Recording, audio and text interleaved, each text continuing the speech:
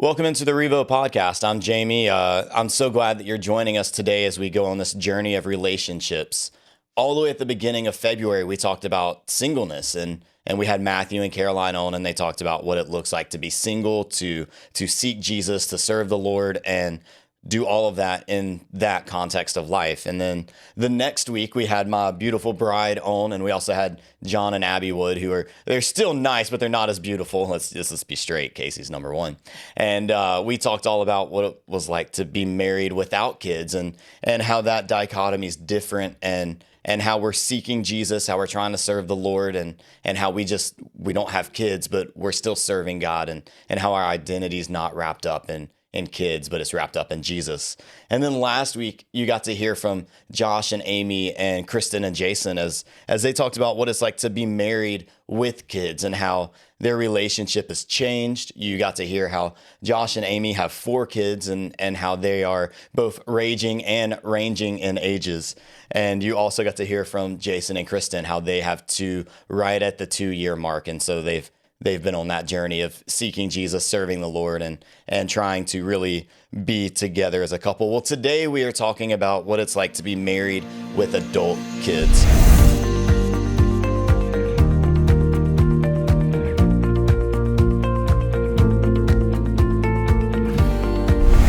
And so I'm joined here with what I believe is some experts in the field of marriage with adult kids. So if you would, please just take a second and just tell us who you are. I'm David Todd. I've been coming to REVO probably, 6 or 7 years, and this is my wonderful wife, Margaret. We've been married for about 35 years. Wow. This past fall. Wonderful, 35 wonderful years of marriage. There you go. So, That's right. I'm Margaret. I am originally from Matthews and relocated here after college, and so David and I actually met at work. Oh, fantastic. So that's how we got to know each other. So, yeah, we've been married about 35 years. We have two grown daughters. Both of them are married and have been blessed with 3 grandchildren, and we've got a 4th one on the way. Oh, that's so exciting. I love that y'all met at work. Me and Casey met at a summer camp, so we were working together. And I believe that if you're working in close quarters with somebody, one of 2 things happens. You either fall in love or you just fall in hate. And so it's good to know that you guys fell in love together. But at the top of this podcast, there's one thing that I'd love for us to talk about. I believe that most parents, when they have kids, they forget that they're husband and wife and they turn into mom and dad. And so for 18 years or as long as their kids are around, they are mom and dad. Everything that they're doing, every decision that they make, all the way down to the food that they eat, the shows that they watch, the movies they might go to, or the movies they don't go to because they're going to a ball game. Everything they're doing turns into mom and dad. But clearly you're still married, you're husband and wife, and one day your kids get to grow up and they go off to college, they get married, they have grandkids. And so the relationship changes and you move from being parents full time, from being mom and dad full time, to now you're back to husband and wife. And so I'd love to know from your perspective, was that transition from mom and dad to now, the kids are out of the house and it's back to how you were when you were dating and first married. Is that transition, was that difficult for you guys? Like, how did that look? I would say the initial transition when you leave your kids at school or whatever, you think it's really going to be a big adjustment. It's going to be a big change, and you're kind of anticipating this. How am I going to get through it? But the season, it wasn't as difficult on that initial transition as I thought it would be. Both of our daughters attended school out of state. One of them was 3 hours away. The other one was 10 or 12 hours away. So we kind of got used to this distance thing, early on.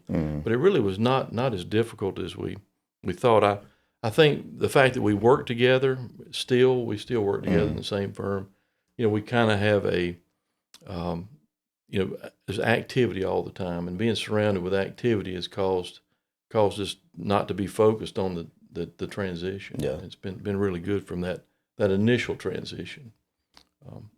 Yeah, one of the changes, when the girls were around, he was always referred to as Dad, Mm-hmm. and so I had to transition back to calling him David, and so it's you don't even think about it. Now I'm until, Papaw. So That's right. Yeah, hey, right. that's a new one. So it really You depends on upgraded. upgraded. who's yeah. around as to what name you get called, and so it's yeah, it was a little bit. I mean, social media really has sort of helped a little bit in the transition, especially with kids who were in school so far away.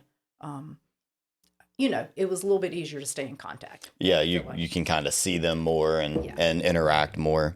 So what about this? So that's the transition of them moving out of the house. But what about for your relationship? Kids take up a lot of time. There's a lot of things in life that you can do and you can get things back. Time is not always something you can get back. In fact, you can never get more time. So when it comes to your relationship, did you ever feel like it got strained once the kids left the house? Or do you feel like you were able to continue living and growing together? How did your relationship kind of turn out once they were out of the house? I guess, when the kids were around, it was all about their schedule, their friends, their activities.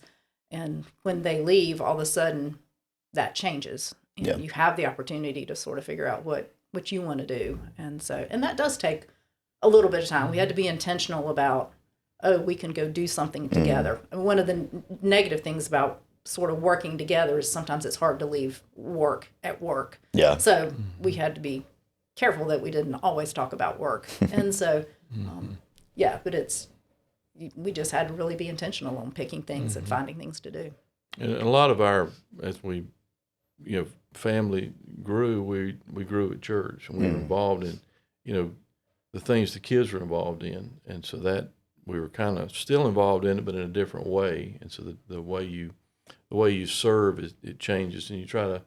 I think it deepens you a little bit to start talking about what do we really want to do, instead of being in this routine and we're caught up in this schedule and that, to where we really are looking at our next steps now. Even now we look at our next steps and say what do we want to do together.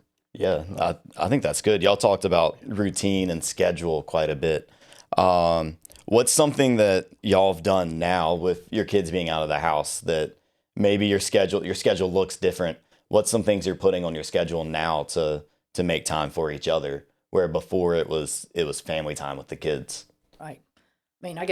Really, well, if we went out before, usually it was with the kids. It was rare that we really had a date night, be that right or be that wrong. We probably should have had date nights all through those years.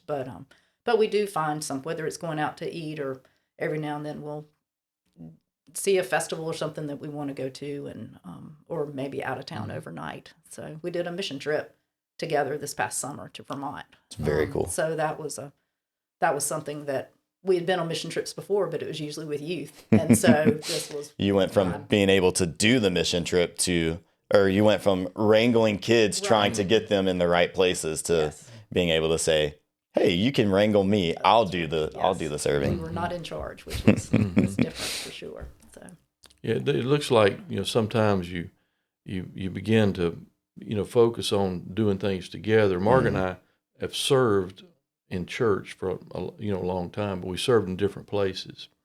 And I would say our kids grew up in church, and I don't know if we sat together in a Sunday morning service for 20 years, because she was in the choir, I was in the sound booth, or doing different things. Our kids sometimes would sit with people we knew, but we were always serving. And it's really neat to be able to look at, let's do an R group together. Let's do some of this stuff together now. We're going to go on a cruise this summer with David Jeremiah, a worship cruise up in Alaska. We're looking at that. So things cool. Like that that we've really, we probably should have been more intentional in it before, but we were just so involved in things that we were involved in things our kids were involved in, and just looking after that. So that's very cool. So you talked about serving in church. I believe, and I don't think this is a crazy stretch to say, that if you are a Christian, you should believe that you're called to serve. All throughout the Bible, all different passages, Psalm 102 talks about how we should serve with gladness. You have Jesus talking about how you should serve the Lord, love the Lord with all your heart, your mind, your soul, your strength. All over the Bible, serving and seeking people is a top priority. It's a top priority to Jesus. It's a top priority to the apostles, to all the different authors of the Bible. So I'd love to know that when your kids were little, what were things that you did to try to make serving a priority? I mean, we were always involved in activities at church. A lot of those were, mission related. Sometimes there would be intergenerational activities that we could participate in that, of course, we would go to as a family, whether it was, sorting clothes or just delivering something or making something, but we would work on things. When they were little, a lot of times the different nursing homes and stuff are looking for Valentine's and Valentine's Day, even just stuff like that, making Valentines that you could then drop in I think it was the WBFJ box, and they would get them all delivered. So, yeah, having been in a church that had a very program-driven church, there was a lot of places to plug in with them, and we tried to model for them how important it was that that this is not a secondary thing in our life. This is a primary thing. And so Sunday morning came, there was never a question as to where we're going to be. No, that's very good. There were questions when they were teenagers sometimes as to what they were going to wear. But there was, I said, wait a minute, you're not going to, but I think it was just important to us to model that for them so they could see how important that service in the kingdom is. Yeah. And putting you don't want to just talk about, let's go to church. Let's go to church and serve the Lord and worship the Lord and learn about the scripture and make all that important is what we tried to do. We weren't perfect. I think one of the things, looking back, if there's things that you could say, wow, I wish I'd have done this or that, I wish we'd had more family devotions. Yeah. We really were, we did, but there wasn't this weekly time that, hey, we should have, plugged this in, because we were at church on Wednesday and on Sunday twice, and she led music programs for the kids and did all kind of things. So, but I think the family time together would have been really something I would say start on that early and make it a part of your routine. Yeah. And I think too, also just to be able to model to your children that they have to learn to protect their time. Nobody else is going to protect their time for them, but we as parents can protect their time and make sure that Sunday morning was a priority. I mean, God wants us to worship together. Yeah. And when we start allowing other things to encroach on our time and on our kids' time, that's just affirming to them that that's okay. And they're not going to act different when they're grown if they weren't taught that when they were young. We started the sports or the Sunday event thing on some of these activities, and after about the first time that we missed church, we said this ain't going to happen. Not in our. So we basically said you can participate, but if it's a Sunday thing, we're not going to do it, or we're just not going to do that event. So I think that's very cool. Do you think that now, looking as your kids are grown and now they have some kids of their own, are you able to see where you made it such a priority for them growing up? Do you start to see that in their lives where they're making it a priority? Yeah, I think so. I mean, we've been blessed. Both of our girls married fine Christian young men. That was a gift that not everybody gets, and so we were thrilled with that. And they do regularly attend church, and so I feel like their kids are little, so the programming and part, it's just too early to say right now. But I think that's cool though, because a lot of times you see, we talk, even at REVO, we talk about a generational mindset of doing things now to prepare for the future. And so when you're talking about when your kids were little, like, yeah, you can play sports, but come Sunday, we're going to church. We're not going to the softball field or volleyball or whatever it may be. We're going to be at church. And so then now you can look back and say, we made these sacrifices then. And now you said our daughters, they married Christian men. they're attending church, they're bringing their kids in the church. I think that's just some of that generational mindset that's so good, because sometimes you do things year long and you feel like you don't see any fruit from it. And so to be able to say, hey, we made these sacrifices, we made it a priority, and now we're seeing that fruit. I think that's really cool. Well, it's a blessing. We don't know if there's anything we did to that. Part of your story is to hope that you're modeling something that, or you're excited about things they'll be excited about later on, and we see that. But I don't know if that was a reason for it. But at the same time, we had a lot of prayer for son-in-laws too that we did. Right. It's very cool. So then moving on now, so now that the kids are out of the house, what are some things you try to do to make serving the Lord a priority? I mean, we're both still actively, especially in the last 2 years since our last one got married, trying to find more things that we can do together. REVO's given some opportunities for that. We're both still trying to sort of figure out where we want to plug in and what all we want to do. But really trying to find, as you serve for years, you learn what your spiritual gifts are. And, and usually those are things that you like to do. And with kids leaving the house, theoretically, you've been gifted some additional time. Yeah. And we realize that time is a gift from God, and that we have the responsibility to be good stewards of that time. And so doesn't mean you don't ever do anything for yourself, but you shouldn't just sit back and say, "Oh, I'm done raising the kids. Everything, I get to do what I want to do now." You need to think, what's next? What's the next step for me? So REVO speaks about next step a lot, and so that has made us intentionally start looking for things that we can do to be the next step in serving. Yeah, next step is, even at our age, Nathan and REVO, you guys all, it's all a big part of what the Christian walk looks like. You're never stopping on the sideline sitting in a bench for long. You always look for that next place to serve, and sometimes it takes a little bit of time, a little bit of discernment. We've worked through some things. It's taken us a while to kind of figure it out. What do we really want to do? Because one of the things that Nathan talks about is, influence and impact. What I want to do something I don't want to get to heaven one day and be in that line where God said, "Man, this would look really good if you'd have done it this way, but what you did was kind of, you want to be in the all-in line." Yeah. And not for our glory, but for His glory. But it does take a little bit of discernment. That extra time has allowed us to talk more. We've gone a little bit deeper in our spiritual walk together, and our group has helped. We're in Josh and Amy's R group now, and that's helped us a lot. And so I think that's having that mindset of next step. And you talk about transition before, and how is it easier or not easy? If you have the mentality of next steps in your life, you're always looking ahead and looking at where God wants you to be. I think it helps you with this. You don't feel the season change as much.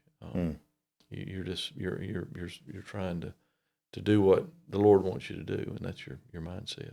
I think that's good. So one thing we talk about a lot is how you can seek Jesus. Obviously, we talk about serving. One of the core values at REVO is serve hard. Another one's grow deep, in that we want people to grow in their relationship with Jesus. And we believe the way you do that is by taking time to actually seek Him through reading the Bible, through prayer, through our groups. Like you mentioned, you guys are in Josh and Amy's. You've led one before. And we know that it's important to seek God because we see Jesus model it all throughout the New Testament. Jesus models taking time to go off by himself and pray, or taking time, he would send everyone else out and then he would go alone. And so we know that that's important. So, one question I have is, how do you make a priority of keeping Jesus, or how do you make the priority of seeking Jesus in your life? What's something that you've been able to do throughout the years to seek Him and have that be a priority? Well, if you say throughout the years, part of what we've done is when you lead, you have to prepare. And by preparing, it's really beneficial to us, not to the people. It is beneficial to both sides, but one of the things we taught youth Sunday school for years, and the number we always thought about was 26. Okay. That was an important number for a youth leader, because you've got 52 Sundays, you got 30 minutes per Sunday, you got 26 hours in a year if the kids are there every Sunday to have impact on their life. Yeah. That's a whole year. You just got 26 hours. That's so good. So we're like, well, if we're going to prepare, we want to prepare right. And I'm not saying I did it right every time. I probably, but I always think about the fact, well, I blew that 30 minutes this week because I wasn't prepared. But I know that causes you to get into the Word. Now, sometimes when you're involved in leadership, you're task driven instead of being, feeding on the Word. You're just going through the Word, and so it's one of the things that I do is we both have our private Bible study times. We're not, and I'd say young couples, looking back, as we studied together a little bit now, we're like, man, it would have been really good if we'd have done more intentional time together. But it's like I'm a morning person. I get up in the morning and have prayer time and study time. But I think the time together is really cool. Yeah. And we don't. I think that's something we're working on now that we've got more time. But I wish we'd have carved out more time in those days. But that service stuff and the preparation is kind of what kept us routinely in the Word. Right. I agree. Yeah, that's very good. I know for me, I'm a morning guy, but I'm a morning post coffee Bible study guy. I need to have my cup of coffee. I need to get woke up. And so that's really cool. Having kids that are older now, what ways do you find yourself being able to help them seek Jesus? Because last week I was talking to Josh and Amy and Kristen and Jason, and they were talking about how their kids are younger. Josh and Amy have some middle schoolers in elementary. Kristen and Jason have 2-year-old and younger than one. Right. And they're talking about how they will do like the Jesus Storybook Bible. They'll read it to their kids. Obviously, your kids aren't in the house. They can read on their own. They don't need you to read it to them. And so how do you feel like you're able to still help them seek Jesus in this new area of life for both you and for them? Well, and I think just showing interest in their spiritual life, just, how was church today? What did you talk about? Just simple inquiries, and just to say, hey, we're still interested, and we hope this is something that's important to you, and then having things, just when the grandkids are over and they're pulling books off the bookshelf, there may be some that have some Bible stories and stuff to give us the opportunity to. I mean, they get it at home, but just so that they know that Marmy and Papa, believe in Jesus also. Yeah. And so, I have. It's fortunate. Both of my son-in-laws are believers, and we, in a lot of our family time together, we do have a spiritual conversation. Sometimes it's about things in the Word that we see differently, and we talk about it. But I love engaging those conversations because I need to convince them that I'm right in there. Exactly. But that's something that we watch football, but we talk about that. And some of it's intentional, but some of it's just natural. We're blessed that they both are. One of them's a pastor, and so he is involved in a church now, and the other son-in-law is a very strong believer, and we watch. Sometimes we'll watch church services together that are video services of other. Sarah and Michael, our youngest daughter, they lived in Mississippi for several years, and they went to church there. So we'll watch that church together and just talk about the sermon. It's very cool. But it's really a matter of keeping that at the forefront and making sure it's not all about Carolina basketball. But that's second, but it's not. But it's okay. You're a Carolina fan. I pray for you every day. If you are a Carolina fan, know that me and Pastor Matthew are praying for you. I know. Yeah. So I think that one thing that is pretty cool is that you guys are grandparents. So not only do you get to pour into your kids' lives, but you get to pour into their lives. You get to see them go and start to grow up. Is there anything that you've tried to do when you have the grandkids that are pushing them to seek Jesus, or is there things that you're doing when maybe you're keeping them or you're just around them that try to help instill that value of who Jesus is? Um, they're young. The oldest one's 4, but still just opportunities for, just being kind, sharing. Yeah. We pray before we eat. If they're spending the night, we pray before they go to bed. So those types of things that they, we talk about going to church. If we happen to see them on Sunday and we know they've been at church, did you sing any songs today? What did y'all talk about today? Especially with the 4-year-old, the other 2 are just too young. But They're just there. they're just there. They're along Right. for the ride. Yes, but just really being intentional on asking questions and then affirming. And then, just encouraging them and supporting the parents, because, our son-in-law that's a pastor, he, our granddaughter, she had Proverbs 3, 5, and 6 memorized when she was 3 years old. I mean, I don't think she knew what the words meant, but Yeah. she knows her Bible book. They're very intentional with that. So we support that, and we just, That's very cool. we want to, encourage them and support them, and not, as parents that have been there and done things, sometimes we're kind of like, I really need to say something here, but if you don't ask me, I'm not going to tell you. But as far as the spiritual part of our lives, we just always want to encourage it. I always want to model it for them. Right. That's very cool. So I'd love to give you guys a second to just maybe share some wisdom that you have, whether it's wisdom in before your kids were born, things that you did, or maybe it's wisdom as they were growing, like stuff that you had to do to either, help in the parenting side, or how you kept time for each other while having the kids. And even now, with them out of the house, things that you're doing, because this is what I know. I know that there's people that are watching this that have kids that are out of the house. And now they're sitting back and they're questioning what's next for us. Maybe some of the relationships, they stayed together because they had the kids. And now that the kids are out of the house, they're asking the question, should we stay together? Is it even worth being together anymore? Or maybe they're together, but now they're stepping back and saying, our identity was wrapped up in our kids. And now they're out of the house. They're not with us every day. They're not seeking us every day. So I'd love to give both of you a second to just share any wisdom you might have, any thoughts that you might have that go along with that. Let's see what I wrote down here. I got to look at it and see. But, I think there's a couple things I think about back over the years of as we had our kids and as they transitioned out. It's staying active in their lives, and it's been a big part of what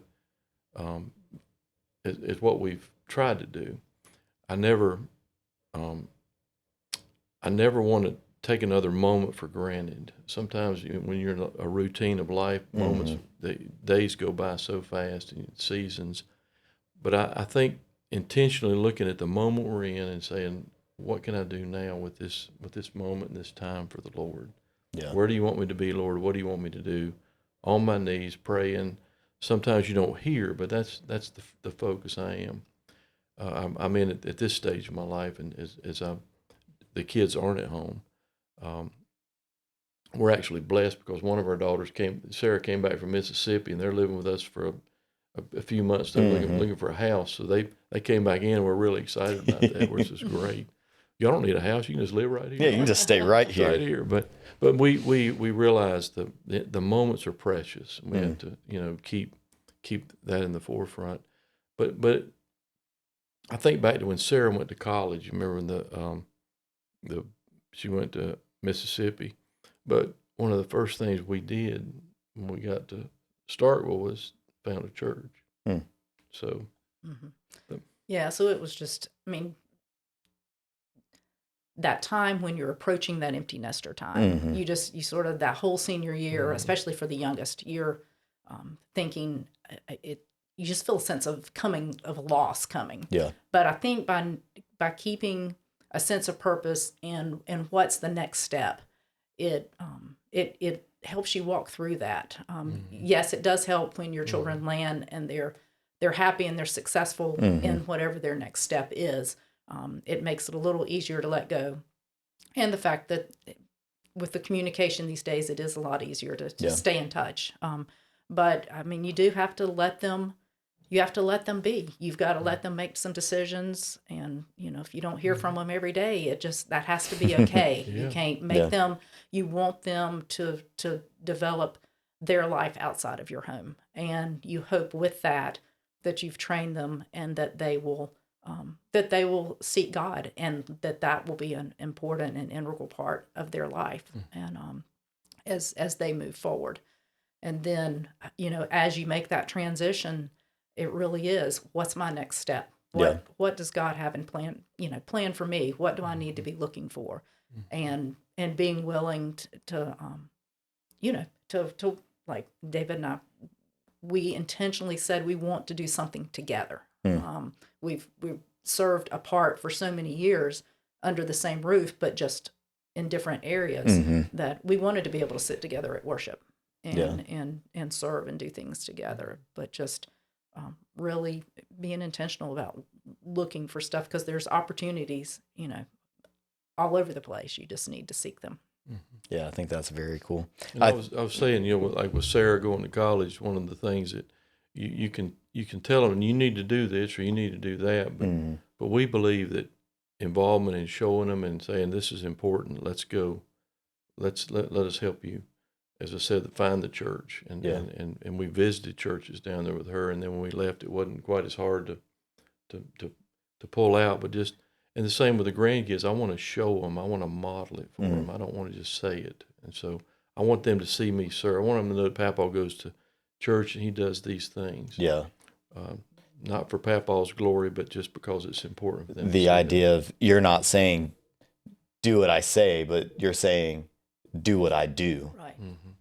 I think we read that. I've been reading some of Paul, and Paul talks about how we should be imitators of me, Paul said, as I am imitating Christ. And so it's kind of the same idea of, you're saying, I'm going to tell you that serving is important. I'm going to tell you that church is important. But at the same time, you're saying you should be able to look at my life, look at what I'm doing, and realize that it's important. And I think that's very good. I think a couple takeaways for me personally is, I don't even have kids yet. I'm not, I can't even imagine the stage of life you're in, because I struggle to imagine the stage of life from last week's podcast, because I don't have kids. But a couple things that for me personally I can take away is, you talked about scheduling and intentionality of, for me and Casey, one of the things I can take away is saying, hey, it's important. If it's important to you, if your relationship's important, you're going to make time for it. If serving Jesus is important, which it should be, you're going to make time for it. You're going to carve that out of your schedule. You're going to be intentional about it. And then another big takeaway that I got is what you just said at the very end of, I can tell you to do a lot of things. I can tell people a lot of things. But if I want them to actually take that away, they need to actually see me doing it. And so I think if you are a parent and you found yourself as an empty nester, I hope this has been a blessing for you. I know for me personally, it's been a blessing of just being able to look back and see y'all's faithfulness. You said y'all been married for 35 years. I'm 27 years old. So that's amazing for me to think, as I've been married for 3 years, to be able to look and see and say, hey, there's some good things coming around the corner. And so I'm glad you guys joined us and was able to share in this time. For those of you watching, I'm glad that you stuck around, that you got to hear. And hey, maybe you are an empty nester and you've been questioning your what's next. If you see David or Margaret, go up to them and ask them. I'm sure they'd love to share with you some wisdom they have But this has been the REVO Podcast. I'm so glad you joined us.